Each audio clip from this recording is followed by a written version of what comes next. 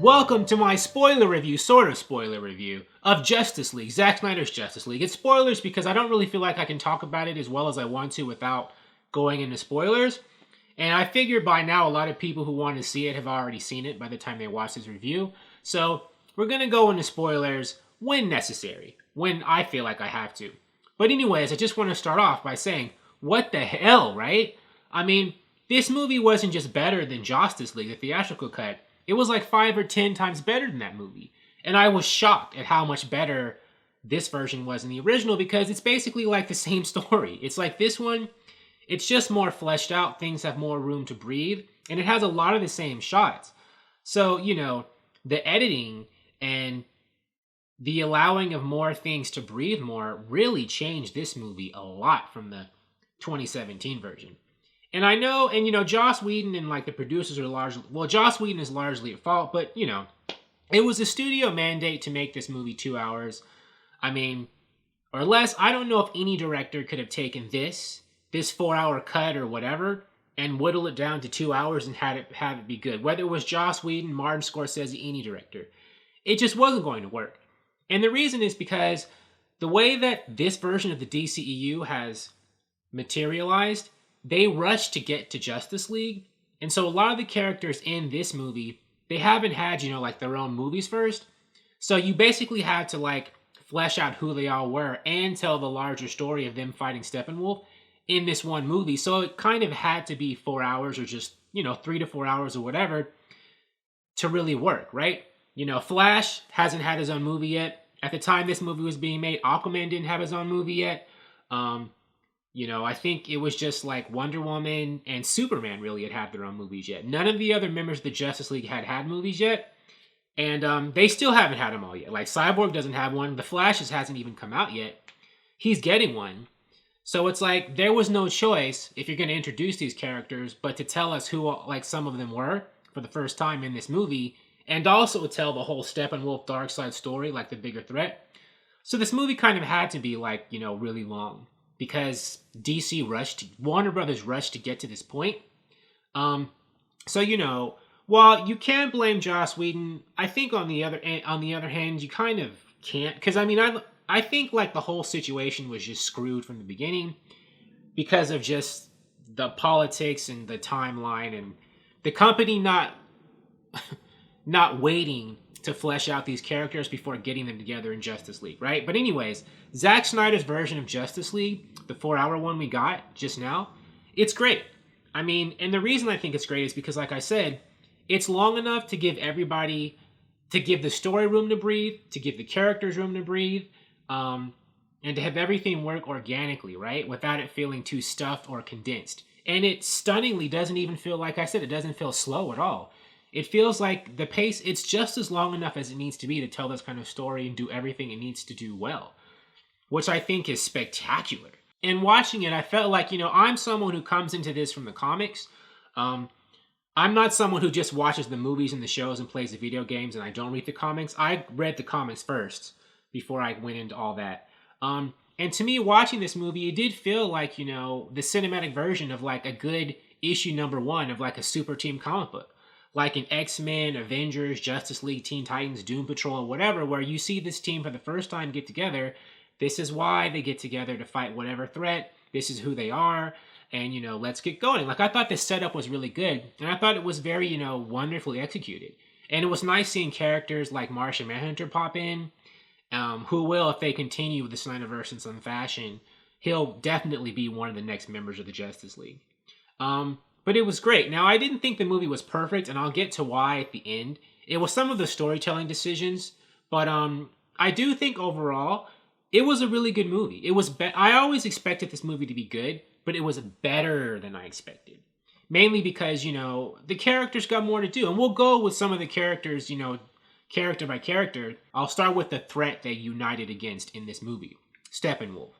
In 2017's Josstice League, he was definitely featured enough. I mean, he was the main threat, but he kind of seemed lame and ineffectual, and his motivations didn't seem to fit. But here, giving him just more time to like talk to Darkseid and decide, we just get to see a more fleshed out Steppenwolf, and just his personality seems different. Um, Now he does, get beaten up by the end, but a lot of villains in movies like this wind up getting beaten up by the end, right? I mean, Thanos got beaten up by the end of Avengers Endgame, right? And Steppenwolf, he was pretty effective. I mean, he got all three mother boxes, and he did, like have a pretty impressive death count. And he did give the Justice League enough trouble where they didn't feel like they could defeat him without resurrecting Superman. So I do give Steppenwolf, a few more competency points, right? I mean, he wasn't this unstoppable villain, but I felt that he was a formidable enough threat. And I felt that, his character motivations of him wanting to please Darkseid and atoning for past failures, it made sense, and they kind of, established a little bit of a relationship, a dynamic of him with the other new gods, the ones in this movie anyway, we see. That, I think he was redeemed a little bit as a villain and as a character. And of course, he got a redesign, right?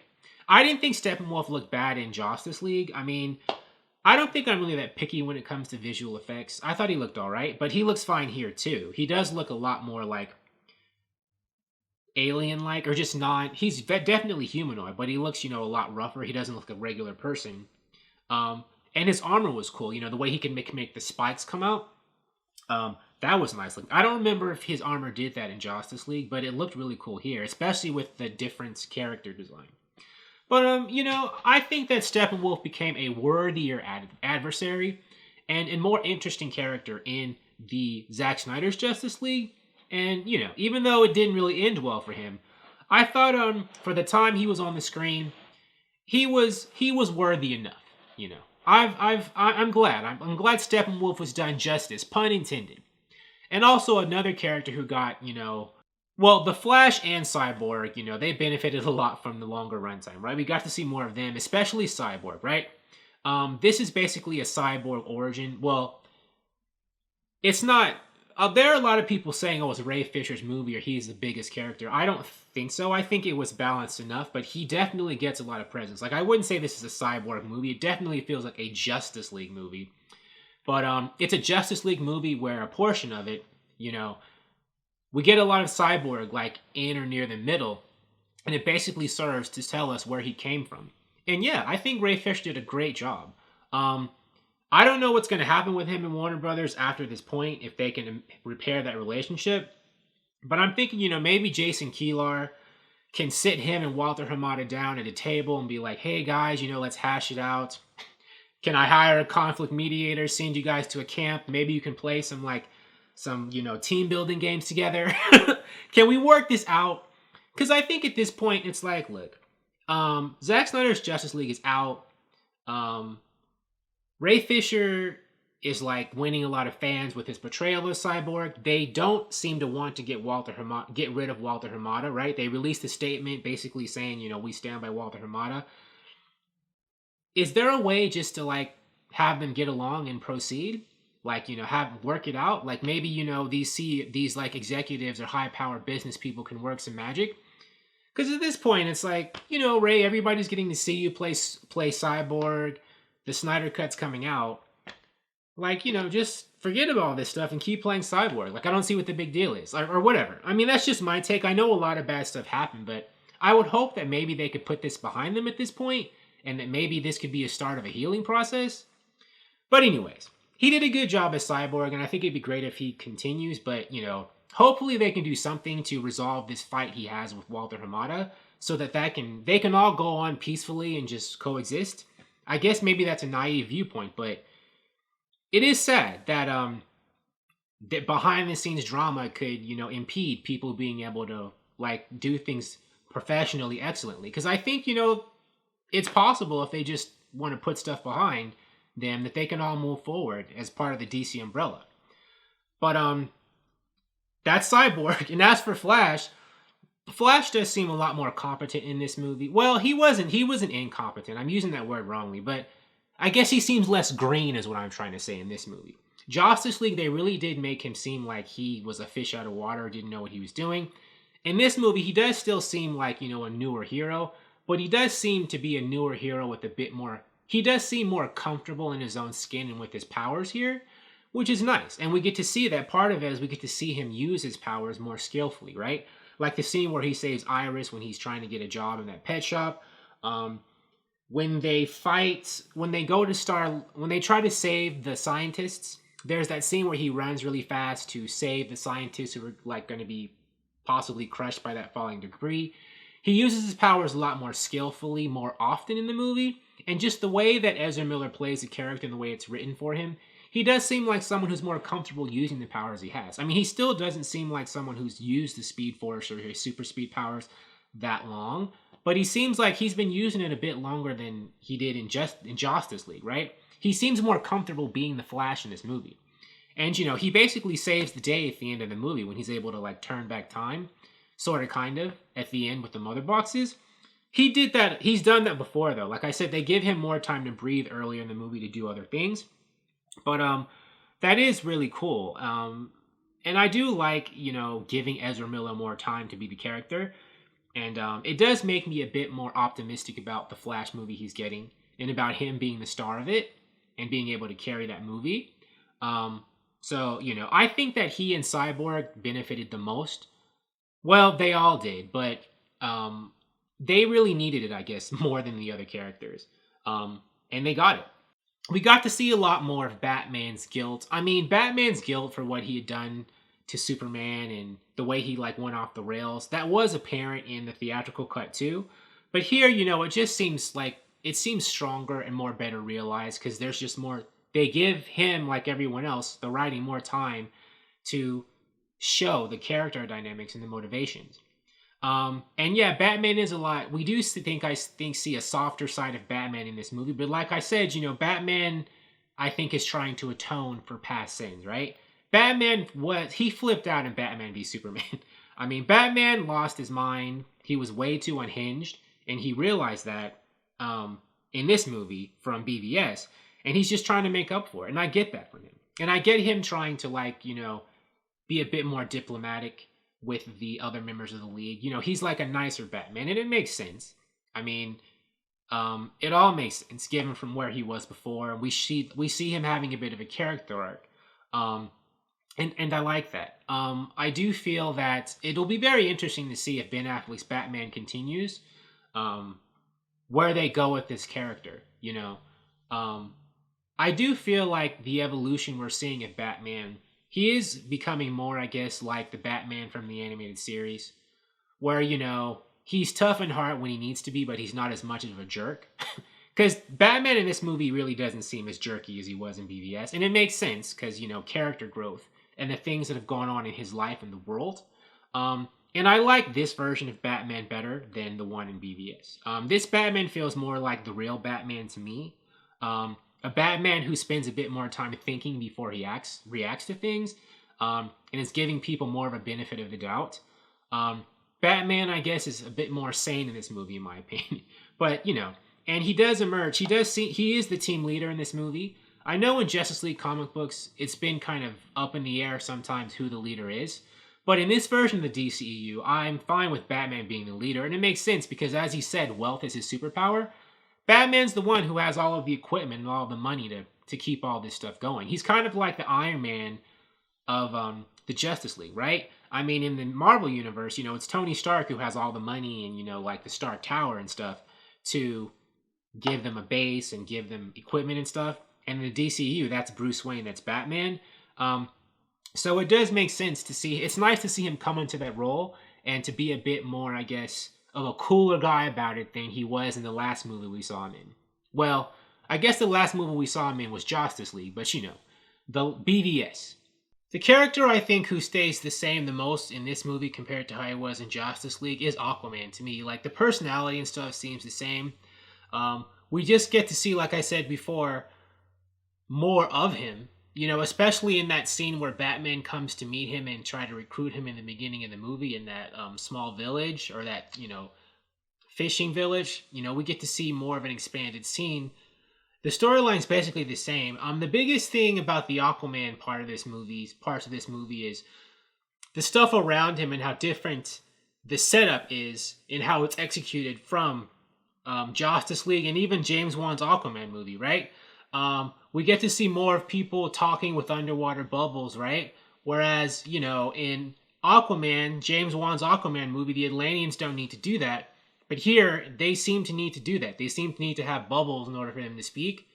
So that's a huge continuity difference. And also, Mera, has a British accent in this movie, whereas, she doesn't have one anywhere else. And I actually think Amber Heard, at least at the beginning, I thought her British accent was kind of good. Although I don't really have an ear for British accent because I'm not British. I'm sure British people will be like, no, she didn't sound that great. I did feel like when she started using the accent at the beginning, I thought it sounded kind of good. But as she spoke more, I could kind of hear where she didn't sound like a natural British person. But, there were things like that. And we got to see Volko, right? Volko was not in Josstice League at all, but he was in here, and he had some interesting dialogue. They basically fleshed out, more Aquaman and him being a child of the surface and of the sea, and Aquaman not really accepting that, or, not really, feeling too accepted by the ocean society and wanting to be more with surface worlders, and, not really liking his Atlantean people that much or feeling connected to it. Not too much difference there between... we've seen all of that. We see more of that in this movie. I don't think he had too much of that kind of discussion with anyone in Josstice League. I think a lot of that was cut out. Wonder Woman is more of a warrior here than she was, or I guess a bit more proactive than she was in Wonder Woman 1984. And that works for the character, but I didn't really see... Before I saw this movie, I'd seen online, Wonder Woman's a beast. Wonder Woman is, and she is, and all this kind of stuff. So I was expecting Wonder Woman in this movie. I was worried, is she just going to be a one-note, let's just stab, stab, kill, kill character? But she actually wasn't like that. She was more aggressive, but I did see, her, she does seem to me like a character who thinks a bit more before she fights, which I think is good, right? She's more aggressive and proactive, but she's not just a one-note, warrior rage person, which is what I feared she would be before I saw this movie. She's still intelligent. She still thinks before she acts. She still thinks things through. And that's the way the character is supposed to be. Whether she's being, more aggressive or more softer, Wonder Woman's not, someone who's just there's an enemy. I'm just going to kill it without thinking first. That's not the character. Now, the only thing but there is a star by that. Because at the end, she does behead Steppenwolf. And I think that might make some people upset because, Wonder Woman in the comics isn't always someone who wants to behead people when she fights them. It depends on who's writing the story. Some comic book writers will have Wonder Woman be someone who's just lopping off heads. Other people will have her, just knock somebody out and take them to jail, right? So we'll see how things go. I do think that this will be... even though Josstice League, Zack Snyder's Justice League is going over better with people, I do think that, having a Wonder Woman who's lopping off people's heads will be a point of contention for a lot of folks. But it does fit in line with, the Wonder Woman we got in the first Wonder Woman movie that people liked. You remember, she was all for killing Ares when she thought General Ludendorff was Ares. She just straight up impaled him. And she also killed a lot of those German soldiers that she fought. Nobody seemed to have a problem with that. People only really seem to have a problem with killing in these movies when Batman and Superman do it. They don't seem to care when Wonder Woman does it for some reason. So, it's going to depend. How you feel about Wonder Woman beheading Steppenwolf will probably depend on which Wonder Woman comics you like. If you like the ones where she's more of a, ruthless warrior, you'll be cool with that. If you're more of someone who likes it when she's more of a healer, you may have issue with that. Me, I might have preferred it if she didn't behead Steppenwolf, if she just, whooped him up a bit and tossed him through the mother box. Through the boom tube or whatever, or just let him fly through the boom tube after wailing on him. But, they were fighting a war, and, Wonder Woman is someone who understands war, and, in war, you have to take your enemy out. So I don't know. I go kind of either way on that one. So how do you feel about that? And then last but certainly not least is Superman. And Superman and the way the future storylines laid out for him in this movie do give me concern. I will say, though, that Superman was used, I think, very well and effectively here. Superman is not in the movie that much, and there's a storyline reason why. He's dead when the movie starts. So there's a reason why he doesn't show up in the movie that much. but when he does, he's very effective and he has a lot of presence, as Superman should. I mean, Superman's shadow looms all over this whole movie, and, you know, he's like a godly, powerful person. And, you know, the Superman versus the Justice League is still in here. That was the best part of Josstice League. That's still in this movie, and it's still, you know, really good. And at the end, when he flies in to, like, basically beat up Steppenwolf for them, that's a powerful scene. You know, Superman is a goat. He's a beast in terms of power level, so it all makes sense. Now, going back to, you know, Wonder Woman perhaps being too aggressive for some people, Superman may, you know, when he was fighting Steppenwolf, may be too aggressive for some people as well, you know. He uses his heat vision to basically, you know, sever one of Steppenwolf's horns. That may be a bit too much for some people who are more of a fan of classic traditional Superman. I like classic traditional Superman, and I thought that's a bit much. I was like, Superman wouldn't really be using his, like, heat vision to, like, cut people's limbs off or whatever, would he? But, you know, having Superman go a bit more ruthless seems to be a direction Zack Snyder, he likes that. He likes doing Superman that way. So we'll see what happens. They do seem to be laying up thread. And that's part of what an issue I have with this movie is, like, although I liked this movie itself, the storyline threads it's setting up, I don't know, they give me concern. Like the outlines for Justice League 2 and 3, you know, where Batman is with Lois Lane and stuff, all of that sounds weird to me. And it does seem to me like, you know, jumping to the nightmare version of the League so quickly.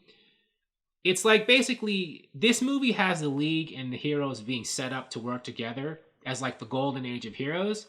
And it's like, right after that happens, the whole team falls apart and, like, a bunch of people get killed, like in the next movie or the third movie. And I think that happens, if they follow the outlines I've seen or heard about, that's too soon.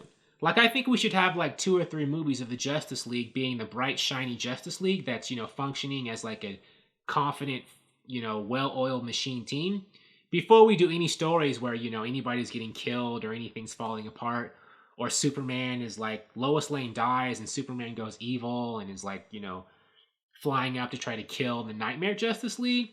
Like, I don't think the League is just getting put together, and I would like to see them be together for, you know, several more movies before we get to a storyline where anyone gets killed and starts falling apart. Does that make sense?